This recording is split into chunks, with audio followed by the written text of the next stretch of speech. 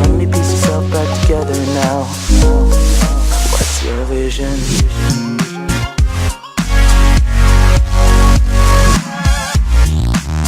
Massive, unstoppable, deadly. A level of destruction that was, over hundreds of miles of the coastline.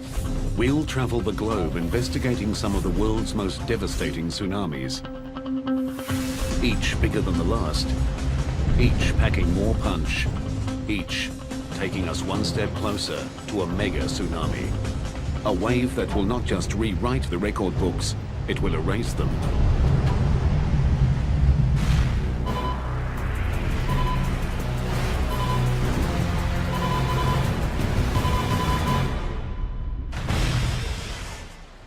No coastline on the planet is truly safe from tsunamis. They're caused by massive displacements of water, triggered by the Earth's most powerful forces, earthquakes, landslides, and volcanic eruptions. As long as we have earthquakes on Earth and landslides, the various phenomena that create tsunamis, we're going to have tsunami waves. It's just a matter of time when the next one strikes. Tsunamis are dramatically different from the typical waves that constantly sweep across the planet. They can travel faster than 800 kilometers per hour. They can stretch for thousands of square kilometers across the ocean's surface. It's a good 15, 20 feet tall. Easy. They strike with huge mass and terrifying velocity. The most common method of gauging their height is run-up, the wave's highest point of impact on land. Each tsunami profiled here has a higher run-up than the last. Over 100 major tsunamis have struck in the past 100 years, killing hundreds of thousands and destroying billions of dollars of property. But they are not the biggest tsunamis to strike the planet. Scientists have found startling evidence that even larger waves have occurred in the past, mega tsunamis. These things have been described as culture-ending events. Experts believe that a mega tsunami lies in our future. To understand its power, scale, and potential, we'll first investigate 5 of the most destructive tsunamis of the past 60 years. Each has its own character, each has its own story, each brings us closer to a mega disaster.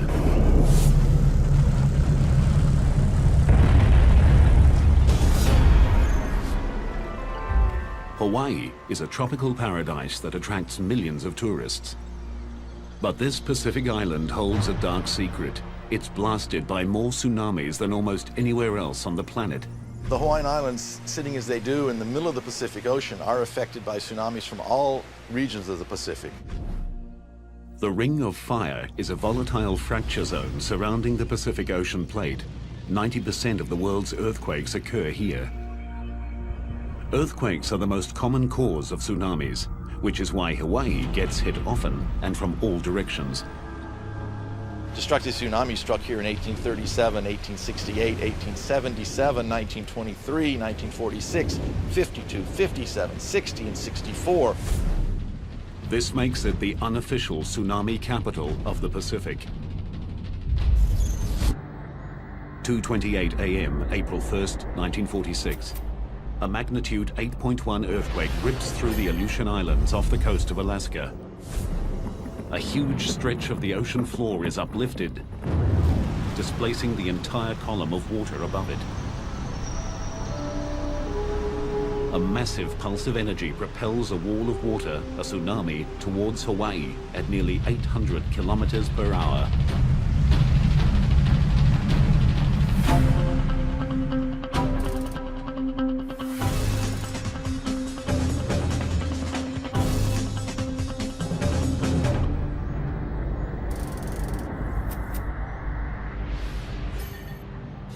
(3,800 kilometers away in the small seaside village of Laupahoehoe, children and teachers gather to prepare for the day's classes.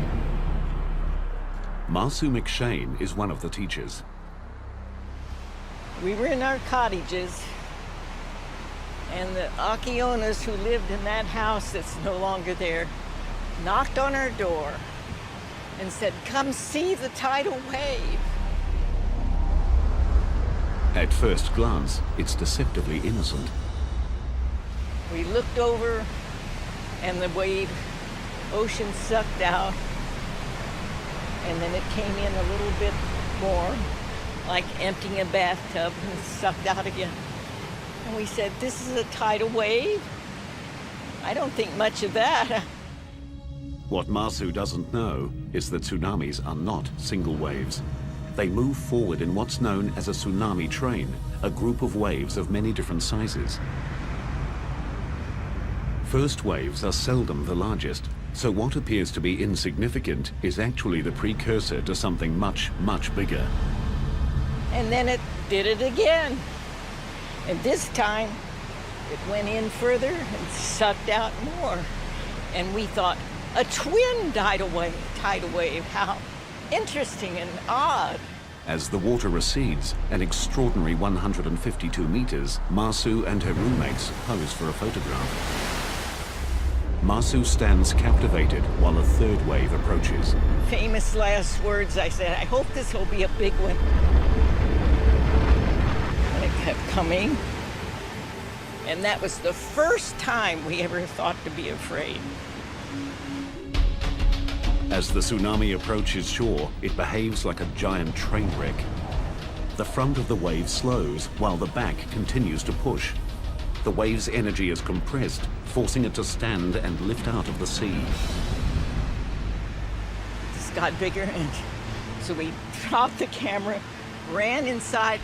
I can remember the water just crashed in the windows. The roof fell down. The wave tosses Masu like a rag doll, at first in towards the school, but then suddenly out towards the sea. And I knew I was going to die. Masu spends the next 9 hours clinging to debris before finally being rescued. She is the only lucky one. All of her roommates perish. At the school, 16 children and 5 teachers are lost. But the tsunami is not finished with Hawaii. 37 kilometers south of Laupahoehoe, the sleepy trading town of Hilo Bay is also caught unawares.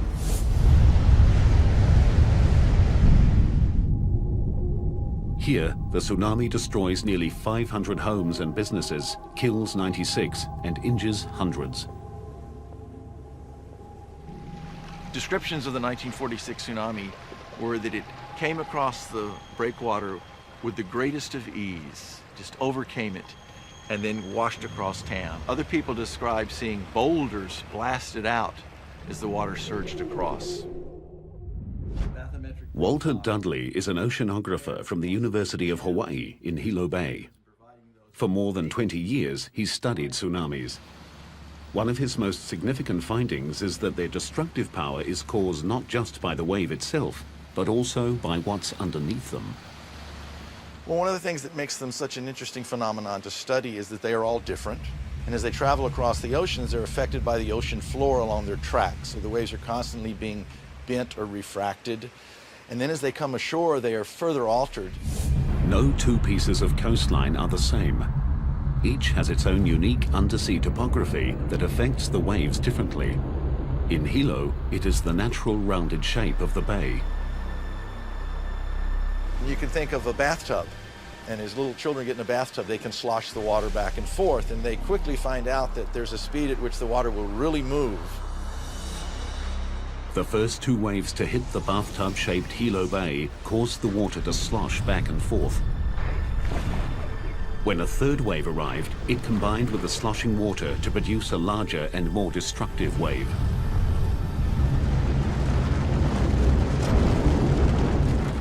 It pretty much wiped out everything that was on the ocean side of town. In the main parts of downtown, it picked up the railway and it twisted the railway rails into pretzels. The third wave reached a run-up height of 9 meters. It destroyed most of the foreshore of Hilo Bay. But less than 15 years after the 46 disaster, Hawaii would again be hit by a deadly tsunami. A wave bigger than the last that would defy logic and bring Hilo to its knees once more. On May 22, 1960, the largest earthquake in recorded history ruptures the Earth's crust off the coast of Chile. 1,000 kilometers of the ocean floor is violently thrust up 20 meters, spawning a monster tsunami. It's so huge and powerful that it crosses the entire Pacific Ocean, slamming into Hawaii on the way.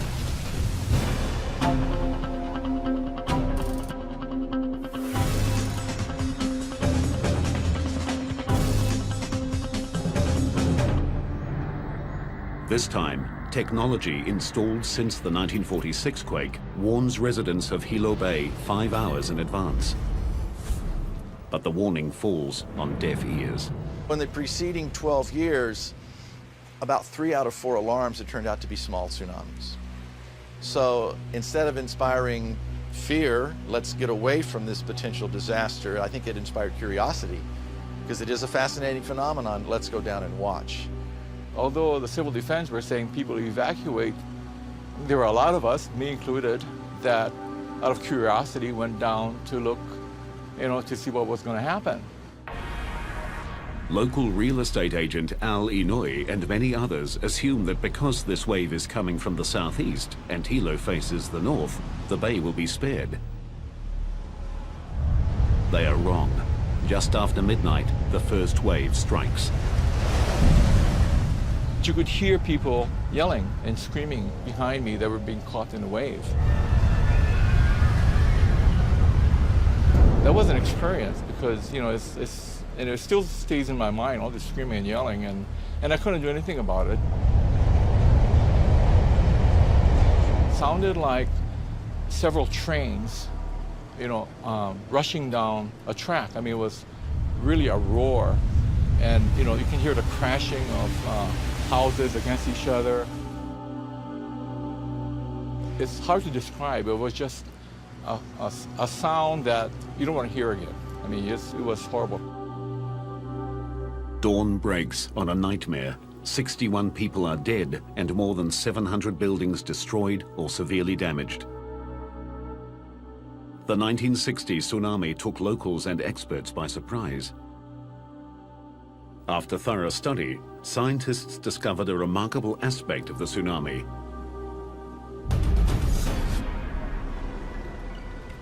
As the wave reached the shallow water off the southeast coast of the island, the middle of the wave slowed, while the outside of the wave kept moving, causing the wave to wrap around the island. Then, just as in 1946, the natural shape of the bay added to the tsunami's destructive power.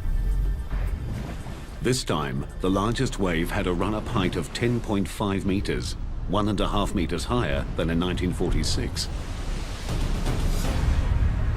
But Hawaii wasn't the only location struck by the monster tsunami. It roared thousands of kilometers across the Pacific, striking virtually every coast, including Japan, where 122 people died. Tsunamis have an incredible amount of energy, and as they travel across the ocean, they use up very, very little of that. It's when they come ashore that all that energy is unleashed. The 1946 and 1960 tsunamis gave scientists new insights into the complex behavior and ocean-crossing power of these giant waves. But when a local tsunami hits Japan, it strikes with larger and more powerful waves than the 46 and 60 Hawaiian tsunamis combined. And there's no time to evacuate. And later, a tsunami that combines sudden impact with awesome size, a mega disaster. The 1946 and 1960 Hawaiian tsunamis had run-up heights of 9 and 10.5 meters. Shaped and intensified by the ocean floor and coastline, they smashed the island communities with unexpected force. But there's another tsunami hotspot where a larger and more deadly wave struck without warning. Second only to Hawaii, Japan is the most tsunami-prone location in the Pacific. The Japanese have been hit so many times by these giant waves that they created the word tsunami, meaning harbor wave, to describe these terrifying events.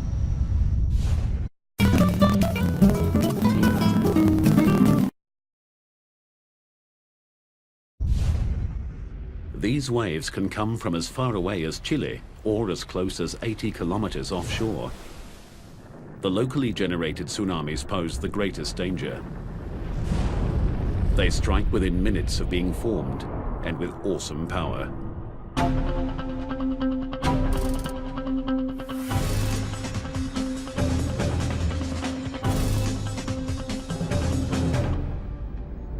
(10:17 p.m., July 12, 1993). A magnitude 7.8 earthquake rips the ocean floor off the coast of Hokkaido. The epicenter is only 80 kilometers from the tiny island of Okushiri and generates one of the biggest and most destructive tsunamis Japan has ever experienced. Fisherman Jiro Adachi from the village of Aonai knows about tsunamis. He survived one 10 years earlier that also hit Okushiri. When Jiro feels the earthquake, he knows a tsunami is probable.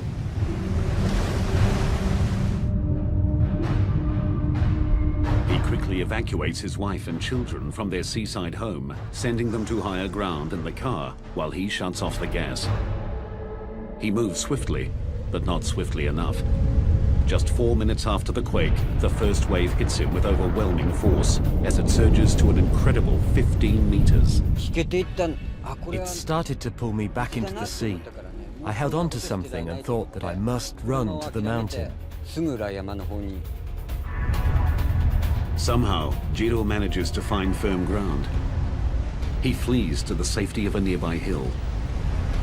In a few terrifying minutes, the tsunami destroys 80 houses and fishing shacks. But the danger is not over. Out of the darkness, a second wave strikes.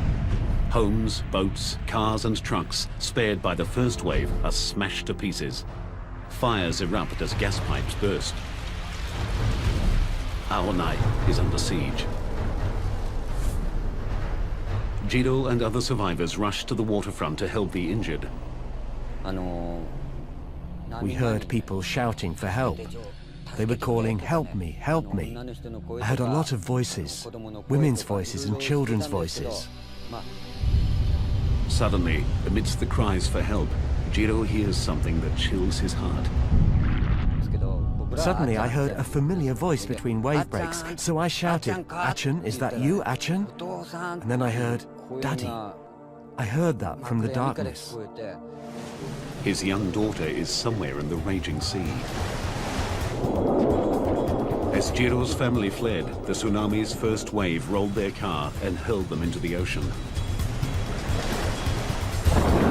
Jiro dives into the turbulent waters.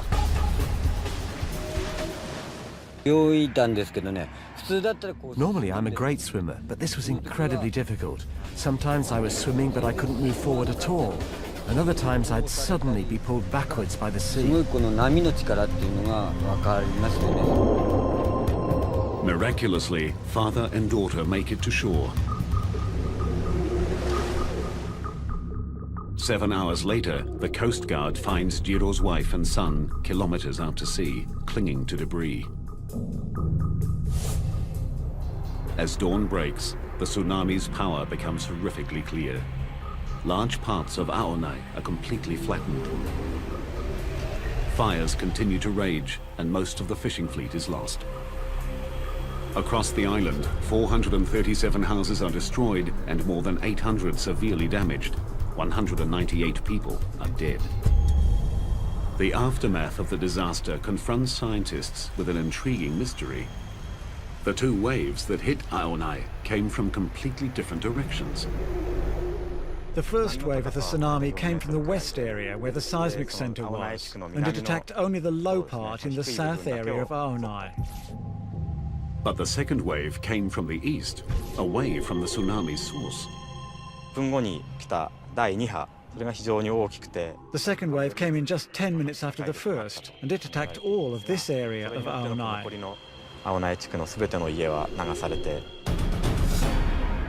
The first wave that hit the west coast of Okushiri came directly from the source. But then, just like in Hawaii, the tsunami wrapped around the island, creating a second wave that struck Aonai from the opposite direction. But the wraparound effect does not explain why the tsunami hit Okushiri with such brutal force. The reason is the extreme proximity of the event which created the tsunami. After a tsunami is generated, it radiates out like ripples on a pond. As the ripples expand wider and wider, the energy spreads out over a larger area. The closer the source of the tsunami is to the impact zone, the more concentrated the energy. Okushiri was only 80 kilometers from the source, so it received the full brunt of the tsunami. Just north of Aonai, the waves reached a staggering 31 meters. Today, the legacy of the 1993 tsunami is set in concrete. Huge walls up to 11 meters high and extending 14 kilometers along the coast stand guard against the sea. Powerful steel gates protect river mouths, and the harbor is bolstered by concrete blocks to reduce wave impact. These ramparts against the waves are stronger than normal sea walls for good reason. The forces they must withstand are utterly different. Normal waves form through the transfer of energy from the wind to the ocean surface. Tsunamis are generated by phenomenal transfers of energy.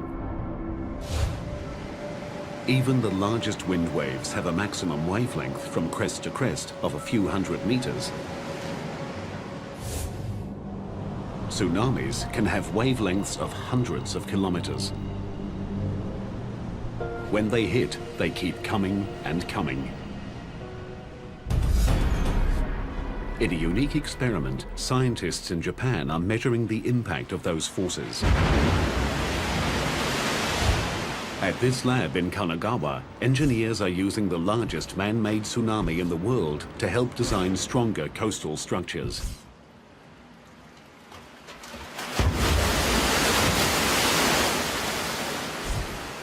This machine can generate waves more than 3 meters high, propelling 300 cubic meters of water down a 180-meter long chute.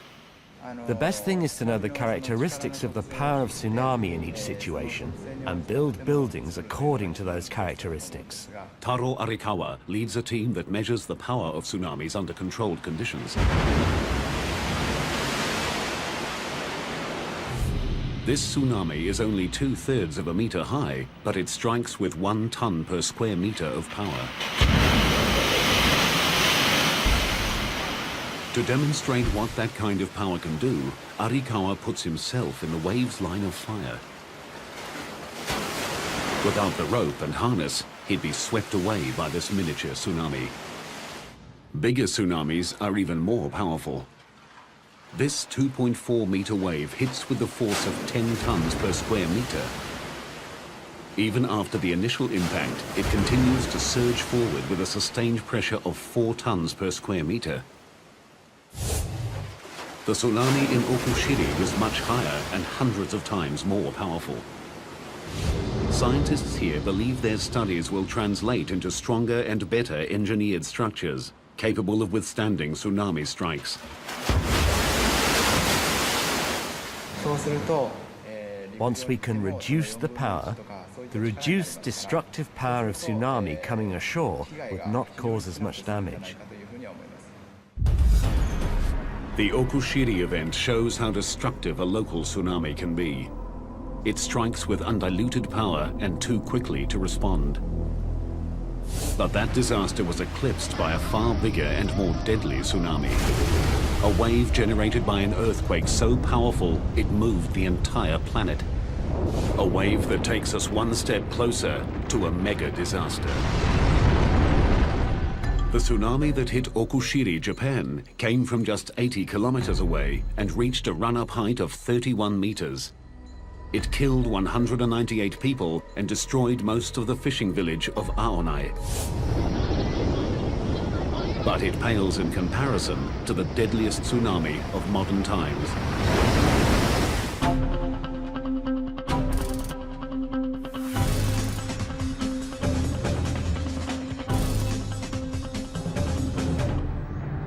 (7:58 a.m. December 26, 2004).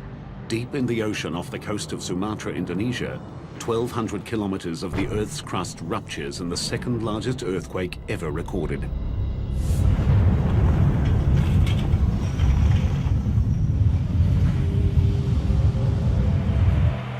The 9.3 quake shatters buildings and destroys lives. But it is just a forerunner of an even more horrific disaster.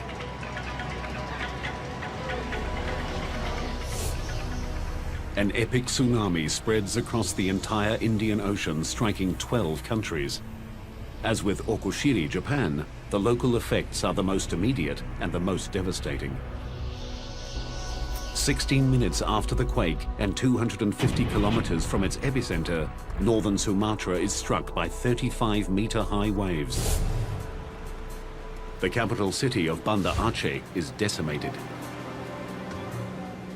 More than 160,000 people are killed. Coastal engineer Jose Borrero arrived in Banda Aceh 4 days behind the tsunami. I've seen hurricane damage, and I've seen some flood damage before, and I've seen a lot of tsunami after effects before also, but this definitely was the worst. What was amazing about it was the scale. 70% of all buildings in Banda Aceh are flattened. More than 70 kilometers of coastline show evidence of wave heights above 30 meters. It was a level of destruction that was over hundreds of miles of the coastline, the same level of destruction. So it wasn't just isolated pockets of areas that were wiped out, but the entire coast and then the entire city of Banda Aceh.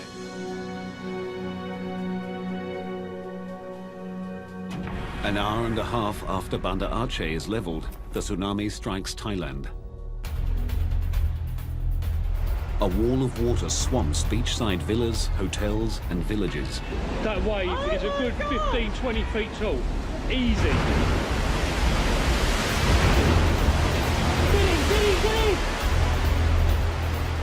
More than 8,000 people die.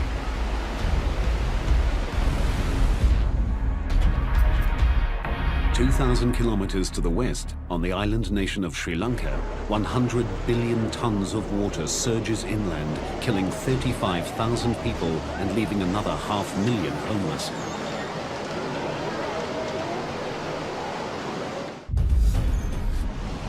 In all, nearly 230,000 people die in the most devastating tsunami in recorded history.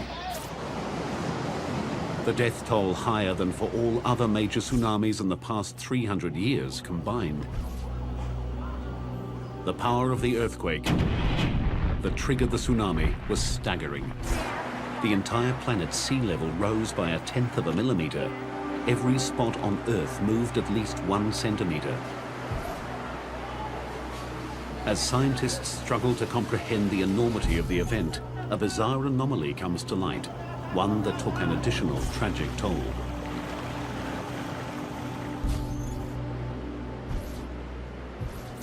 The morning of December 26 is quietly dawning on the peaceful shores of Galle, Sri Lanka. British tourists Camilla and Dominic Welby are sleeping in their beachside bungalow with their 11-year-old son, Hector. Suddenly, Dominic is wakened by a strange noise. I went outside onto the veranda and I noticed that the water, which should have been at low tide, was up against the wall of the garden. What Dominic is seeing, without realizing it, is the first sign of the tsunami. At the point of its creation, the bottom of the tsunami, called the negative wave, went east towards Thailand and Indonesia, while the top, called the positive wave, went west towards Sri Lanka. When the bottom of a wave arrives first, gravity sucks the water out, lowering the sea level. When the top of a wave arrives first, it comes like a flood. This is what the Welbys are experiencing. I didn't know what it was. And at that moment, the floor exploded. The tsunami rushes in, destroying the bungalow. The force of the water was phenomenal. You know, to be exploded out of your bed, you know, to feel a piece of furniture just be thrown up into the air and to be thrown off it and to have to jump.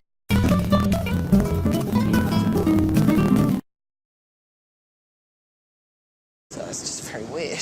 And to then be sucked out and tossed around like being in a washing machine. The couple grab their son and scramble into the bathroom. With each wave, with the intensity of each wave, it would fill up the shower cubicle completely. We would be swirling around underwater, trying to, you know, regain our purchase on whatever we could find. As the waves continue to pound, the concrete walls of the bathroom begin to crumble. Hector is trapped under a large piece of concrete, struggling to keep his head above water. The idea of your child dying before you is... it's nothing worse. A third wave surges over Hector's head. He's seconds from death. But instead of drowning him, miraculously it lifts the concrete slab off his foot and releases him. The wave that's caused so much death in this one instance is life-saving. But mostly, the peculiar behavior of tsunami waves proves deadly. Surging forward and sucking back, billions of tons of swift-moving water carry a dangerous mass of deadly projectiles, broken timber, glass, metal, and vehicles. The third wave turned Galle into one of the hardest-hit areas in the nation. As the people of Sri Lanka struggle to recover, tsunami scientists like James Goff arrive in the devastated nation. One of the really difficult things when you go into these areas is you are going there because you have a mission to learn about the tsunami from a scientific point of view. It's very important to learn these things, and yet there is the human tragedy going on around you, and it's very difficult to isolate yourself from that human tragedy. Amidst the horror, Goff and his colleagues discover the oddity of the third wave. So there's Galle quietly sitting there, recovering from being hit by two waves, and then bang. How and why the Galle area was hit by this third wave intrigued experts. Where did it come from? The first clue in the mystery was uncovered by looking at a global map. Sri Lanka is directly in the line of fire of the tsunami. Sri Lanka was basically staring down the barrel of a loaded gun in a way. The second clue came only after careful analysis of the tsunami's unique behavior. So the tsunami wave goes all the way past Sri Lanka, heading off to the east coast of Africa. But on the way, whack, it hits into the Maldives, and a lot of the energy is reflected back from the Maldives, and the first place that hits is Galle. The tsunami was so powerful, its reflected energy carried a third wave 800 kilometers back across the Indian Ocean. In total, over 4,000 people died in the Galle region. The tragedy confirmed scientists' theories about the phenomenal reflective power of tsunamis. The Indian Ocean tsunami continues to provide scientists with complex and compelling new data, most of which is still being processed. It's really difficult to say right now what the Boxing Day tsunami taught us compared to what we didn't know before, because it's taught us so much. It taught us that we actually don't know a lot and that we have a lot more to learn. What the Welbys learned is that life is fleeting and precious.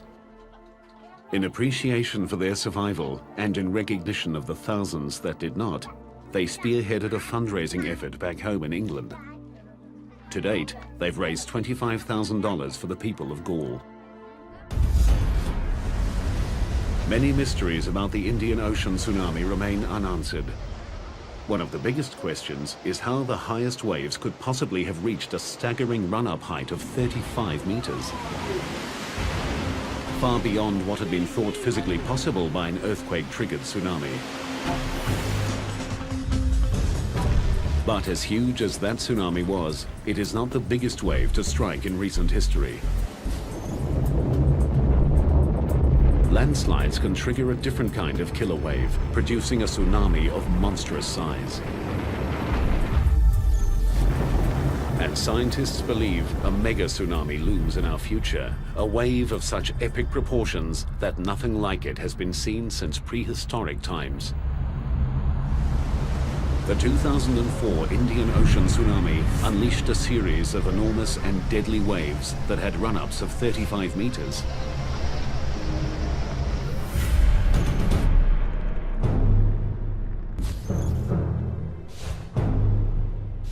But they are dwarfed by another wave that forced scientists to become detectives.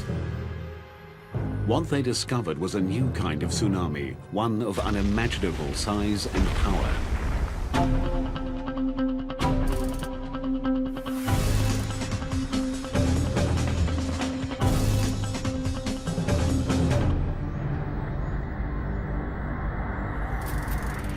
In a remote bay in southwest Alaska, a native legend tells of a beast that shakes the ocean and destroys those who walk its shores. In 1958, a local fisherman came face to face with that beast. A mysterious wave more than twice the height of the Golden Gate Bridge. The story of this incredible phenomenon began 5 years earlier, with 2 American geologists on assignment in remote Lituya Bay, Alaska. We were in the bay mapping the geology and primarily interested in the stratigraphy because of the oil potential of that part of the Gulf of Alaska. They didn't find any oil, but they did find one of the scientific mysteries of the century. George Plafka was one of the scientists. One of the obvious things you see when you're in that bay, if you're looking closely, is that the trees are of different ages as you go away from the shoreline. Plafka and his colleague noticed that a band of younger trees circled the entire bay, hundreds of meters above the water. The scientists knew this dramatic change in vegetation meant a large-scale disaster had struck the area. But they saw no evidence of fire or avalanches. And so we speculated about what that could be and had all kinds of ideas about glaciers shoving forward very rapidly.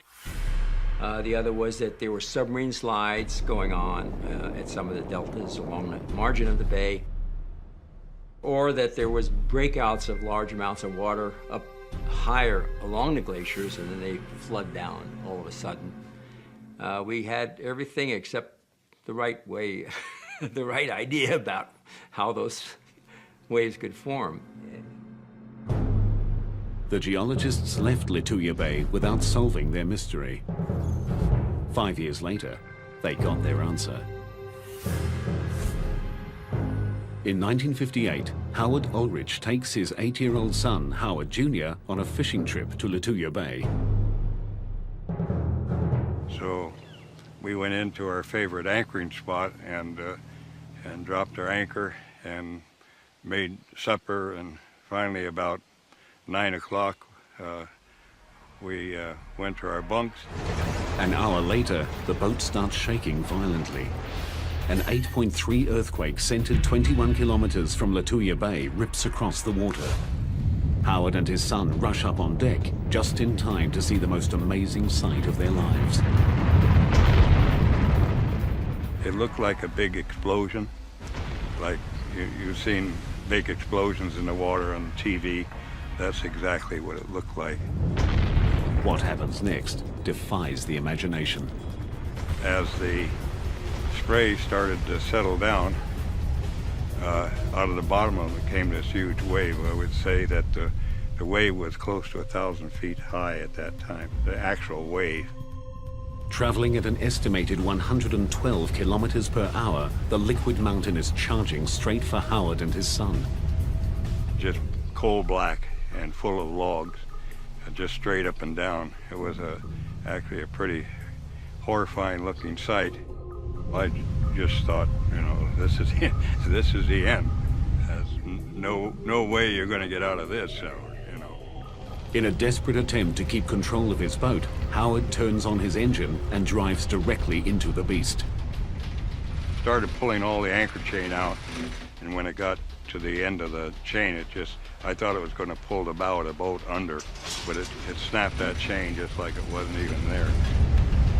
The giant wave lifts the tiny boat high into the air. And I looked out over the stern of the boat, and we were looking down on the trees, and I figured that's where we were going to end up. Unbelievably, their boat rides up and over the wave, and the Ulriches land back in the bay unharmed. 2 other vessels and their 4 occupants are not as lucky. This incredible footage was filmed the next day. Everything in the wave's path is destroyed, no trees are left standing, and most soil is ripped off down to bedrock.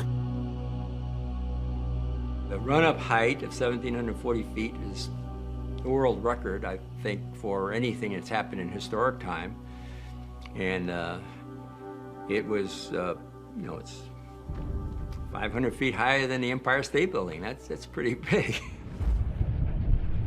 The earthquake felt by Howard triggered a massive rock slide, sending 30 million cubic meters of mountain hurtling into Lituya Bay. The debris slammed into the water, creating the giant wave. It just swooped down a very steep slope and ran out into the fjord and basically forced all the water out of that little arm in front of the glacier and shot it up over the ridge that was on the other side. One mystery remained. The amount of water displaced exceeded the amount of land that fell into the bay. It took 42 years to solve this mystery. Scientific models determined that the rapidly moving landslide created an air pocket behind the wave, preventing the water from sloshing back. The force of the air pocket combined with the size and weight of the landslide shot the water out of the bay like a missile. It would be the same as if you took a paddle and ran it down, pushed into the water full speed at a high velocity, just push all the water right out. The effects of the giant Lituya Bay wave remain clearly visible today. The event rewrote the history books and changed our understanding of tsunamis forever. Landslides can and do produce waves far larger and more destructive than ever thought possible. Lituya Bay's desolate location limited the damage caused by the giant tsunami. But should an even bigger landslide-generated wave strike a major city, the result will be a mega disaster.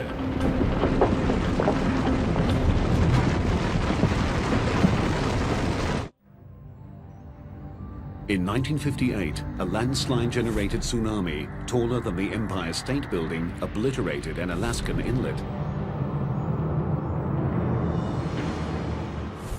It was a devastating display of nature's power.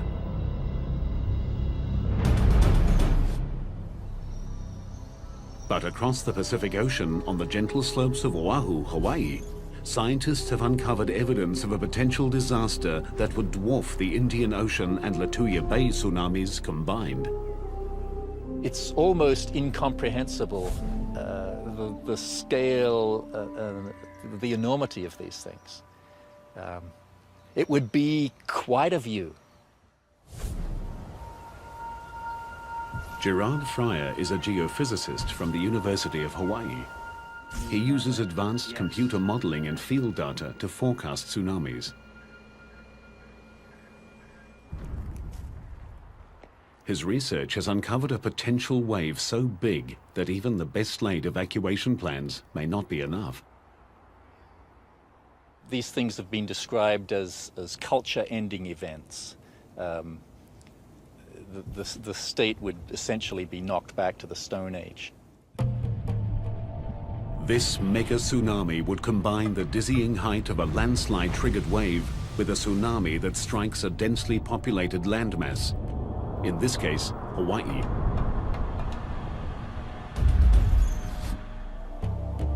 On the island of Oahu, locals and tourists alike flock to the sea, soaking in the perfect climate and idyllic lifestyle of one of the most iconic coastlines on the planet. But in our scenario, everyone is oblivious to the fact that less than 480 kilometers to the east, a disaster of biblical proportions is about to strike.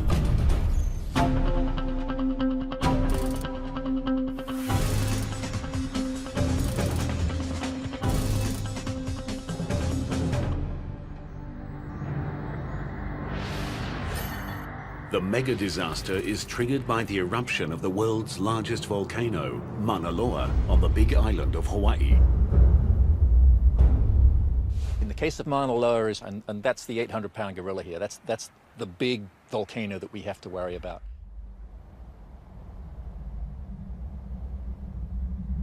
As Mauna Loa is preparing for eruption, the southwest rift zone of Mauna Loa inflates with magma. The entire mountain swells, which means that the outer slopes get steeper. There are probably a succession of small earthquakes, and then maybe a big earthquake that shakes loose this very steep western flank of the volcano.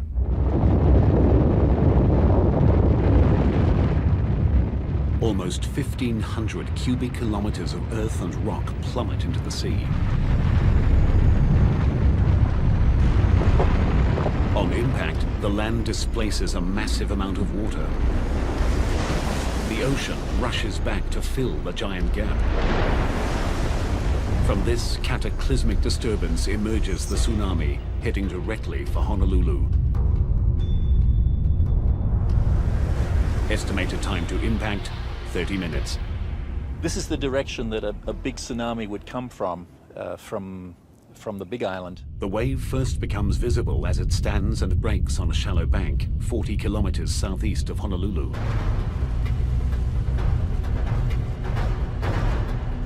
You'd see the sea rear up in front of you.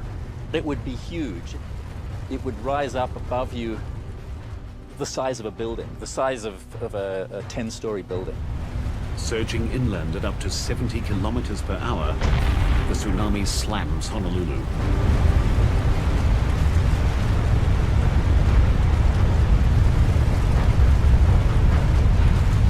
Because the tsunami's energy stretches down to the ocean floor, this wave is not clean water. It's filled with sand, coral, and rock. Water penetrates 16 kilometers inland before being sucked back out to sea in a lethal maelstrom of wreckage.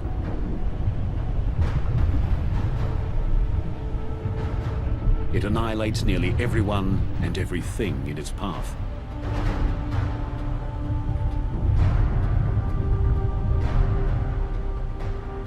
These giant landslides, as far as we can tell, they seem to occur during periods of high sea level when the climate is warm. Quite why that is, we don't know. But we are in a warm period right now with high sea level. So we should expect something like this within the next 10 or 20,000 years. As the unofficial tsunami capital of the Pacific, Hawaii is preparing for the future. Scientists continue to develop a global network of warning systems based on real-time seismic analysis and deep-sea wave sensors. Alarms will sound as soon as 90 seconds after the initiation of even a small tsunami. Tsunamis are global-sized events with global ramifications. They combine the almost unlimited power of the Earth with the gargantuan might of the sea. They are a humbling reminder of the transience of man and the awesome strength of nature. While scientists learn more about tsunamis, engineers build stronger coastal barriers, and experts implement improved warning systems, individual vigilance remains essential. And you see the water withdrawing, strangely, curiosity shouldn't compel you to go down and see what's going to happen next. The alarm bell should be going off.